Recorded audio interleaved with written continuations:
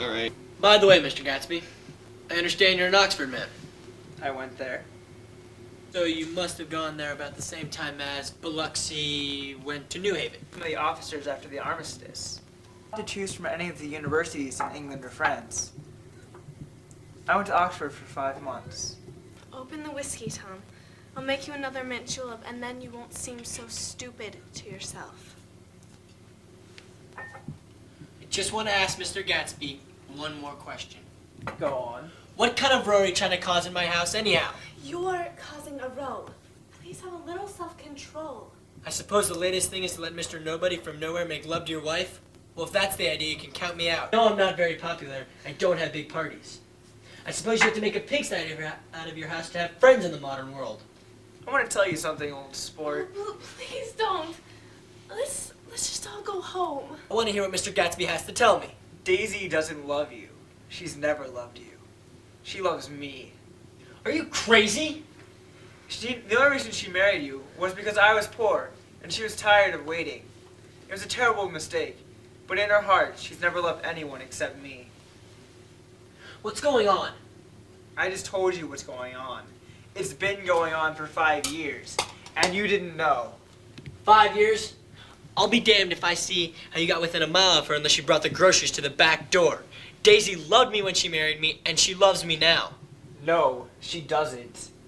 She does, though. The trouble is she gets foolish ideas in her head, and she doesn't know what she's doing. And what's more, I love Daisy, too. Every once in a while I go off on a spree and make a fool of myself, but I always come back. And in my heart, I love her all the time. You're revolting. Did they tell you why we left Chicago? I'm surprised they didn't treat you to the story of that little spree. It doesn't matter anymore. It's in the past. Just tell him the truth. That you never loved him, and it's all wiped out forever. I never loved him. Not a Capulani? No. Not the day I carried you down from the punch bowl to keep your shoes dry?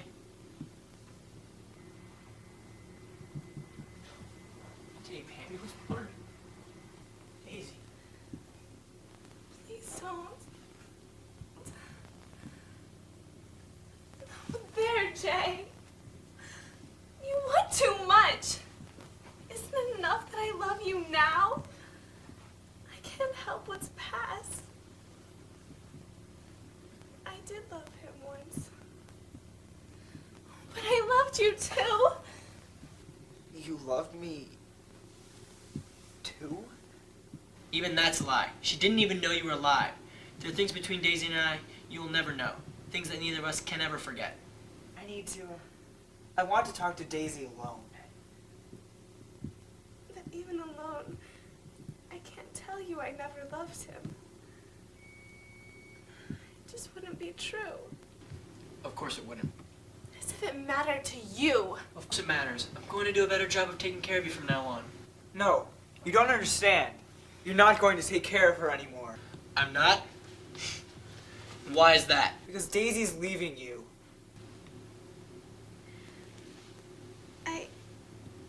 I am. She's not leaving me. Certainly not for a common swindler to have to steal the ring he put on her finger. Oh, that's enough. Please. Let's just get out of here. Who are you anyhow? You're one of that bunch that hangs out with that Meyer Wolfshine. That much I know. I've done a little investigation, and I will carry it further tomorrow. Sue yourself about that, old sport. I found out what your drugstores were. He and Meyer Wolfshine bought up side street drugstores and sold grain alcohol over the counter. So what about it? I guess your friend Walter Chase wasn't too proud to come in on it. You left him in the lurch, didn't you? You let him go to jail for over a month. God, you ought to hear Walter on the subject of you. He was glad to get his hands on that money, old sport. To pay off what he'd embezzled from the bank. Oh, me, old sport. That drugstore business was small change. You got something on now. Something Walter's afraid to tell me about. Something about bonds. Please, Tom. I can't stand anymore. You two start home in Mr. Gatsby's car. Tom. Go on. He won't annoy you anymore. You realize this little flirtation is over.